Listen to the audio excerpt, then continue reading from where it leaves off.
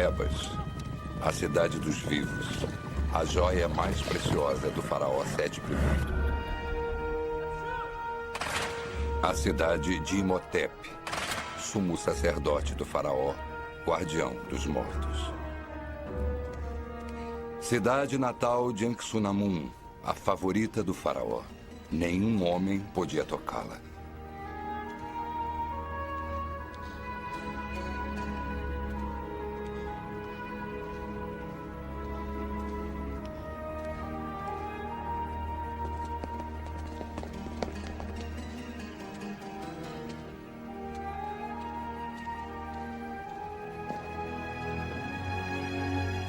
Mas por amor, estavam dispostos a arriscar as suas vidas.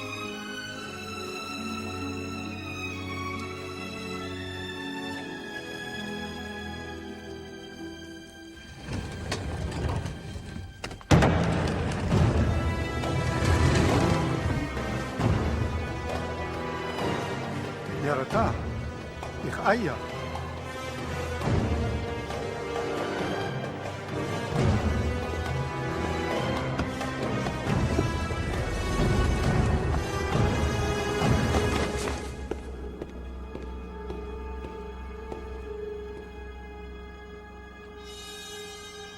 يتمتاتا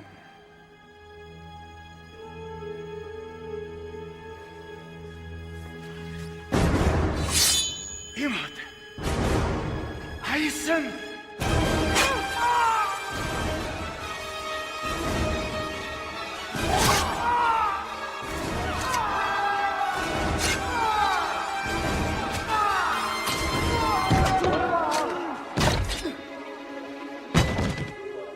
Bajai.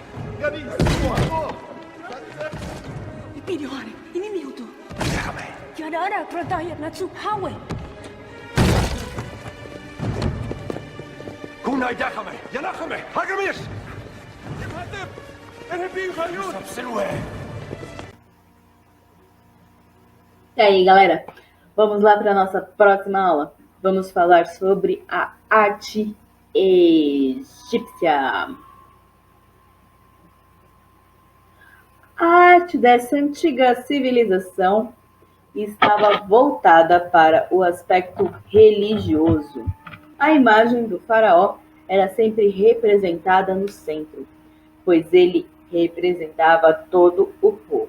Preservar o corpo do faraó era preservar sua imagem por meio de um dom natural para a sua segunda vida, e isso garantia todo o povo a mesma possibilidade. Então, em todas as obras que eram representadas os faraós, eles tinham que estar bem posicionados no centro da imagem, certo? Uma das partes mais importantes dentro da pintura egípcia é a lei da frontalidade. Nos desenhos egípcios, na figura de seres humanos, os rostos das pessoas eram representados de perfil, mesmo com os olhos voltados para frente. Os troncos sempre representados de frente, mas as pernas ficavam de perfil, dando a impressão de irrealidade. Por quê? Porque os artistas, eles não podiam imaginar, eles não podiam criar, e eles também não eram identificados por traços, como é hoje em dia dentro da obra de arte. Cada artista tem sua característica, seu jeito de pintar. Os artistas egípcios não. Eles tinham uma simples regra. Eles tinham que fazer o que era solicitado e de forma simples e objetiva. Porque as pinturas egípcias, em suas muitas vezes, eram colocadas dentro dos sarcófagos, nova vida pós-morte, elas pudessem entender o seu caminho. Então, os artistas eles faziam isso, que é uma pintura naturalista, porém, ela não dá uma sugestão de realidade, e sim de ilusão. É um ser humano? É um ser humano. Porém, não é ele de verdade, como na fotografia. É só uma representação. Outra característica da arte egípcia era o peso das almas. As pessoas mais importantes eram representadas de tamanho maior. O que mais importava não era a beleza, mas sim a plenitude. A tarefa do artista era preservar tudo com maior clareza e permanência possível, ou seja, suas pinturas tinham que durar muito tempo. Eram representadas maiores as pessoas com maior importância no reino, ou seja, nas ordens de grandeza. O rei, a mulher do rei, o sacerdote, os soldados e depois os povos. Então eles faziam como se fosse uma escadinha. Então o reino, o rei sempre maior, e assim vai descendo. As mulheres eram representadas de cor ocre, como vocês podem ver na imagem aqui, uma cor mais clara, e o homem sempre de vermelho, uma cor mais escura, para dar mais destaque. Os hieróglifos. Um ponto muito importante dentro da arte desse povo era a sua escrita, que é conhecida por nós como hieróglifos. Para eles consideravam uma escrita sagrada, porque quem só dominava essas escritas eram os sacerdotes, as pessoas que tinham poder dentro das civilizações, os membros das realezas, os escribas, porque também era um dom. Normalmente, eles tinham a simbologia de animais, como vocês podem ver na imagem. Outro ponto importante da arte egípcia são as esfinges, que se localizavam na frente dos templos. Essas esculturas que tinham como representação o corpo de um leão, que representava a força, e a cabeça de um humano para representar a sabedoria. Elas eram grandes esculturas que ficavam na entrada dos templos para evitar a entrada de maus espíritos.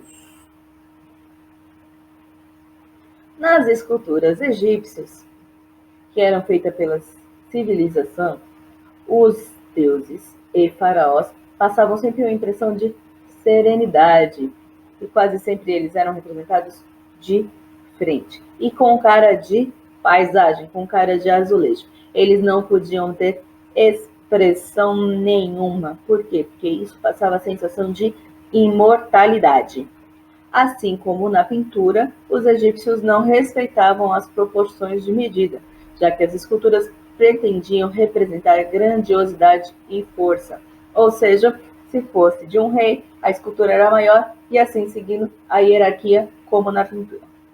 Os deuses. Então, a religião do Egito Antigo era uma religião politeísta. Eles tinham muitas crenças e acreditavam muito nas mitologias contadas sobre os deuses. Eles gostavam muito de praticar a religiosidade dentro das sociedades. Então, eles acreditavam em vários deuses. Nós temos a imagem de alguns deles aqui. Como vocês podem perceber, eles tinham corpo de gente e sempre um detalhe de um animal. Como vocês podem perceber, mesmo com o rosto, tem as asas, sempre tinha um detalhe de animal. Que era assim que eles faziam as representações dos deuses. A ligação do terreno com o além, com a natureza, com algo que não se explica. O livro sagrado dentro da religião egípcia era o livro dos mortos, que era escrito e enterrado com quem morria. Esses livros tinham feitiços, rezas, magias, tudo para que a pessoa que morresse pudesse, quando chegar na sua vida no além, tivesse suas informações lá junto com ela. Então, eles acreditavam que quando a pessoa ressuscitasse, ela iria ter todas as informações necessárias, além das pinturas de registros também, que eram guardados nesse intuito. A mumificação era a maneira de preservar os corpos para a vida seguinte. Eles faziam o processo de retirar todos os órgãos e o cérebro para que o corpo durasse milhares de anos sem se decompor. Então, eles acreditavam que enquanto o corpo estivesse ali, enroladinho, guardadinho, inteiro, essa pessoa estaria vivendo a pós-vida dela, ou seja, a vida após a morte, em um outro lugar. Por isso que eles tentavam manter os corpos o mais tempo possível intactos, sem os órgãos, claro. Por quê? Porque os órgãos, eles se decompõem mais rápido e automaticamente ajudam a decomposição dos músculos, dos ossos e tudo mais. E as famosas pirâmides, Miquerinos, Kelps e Kefren. As pirâmides, elas foram construídas manualmente. Imagina, tijolo a tijolinho, pessoas iam lá subindo e elas serviam justamente como guarda-mortos. Então colocavam os corpos dos faraós que morriam e seus tesouros lá dentro. Afinal de contas, as pirâmides também são uma das 7 maravilhas do mundo. E agora, é claro que é hora da nossa atividade.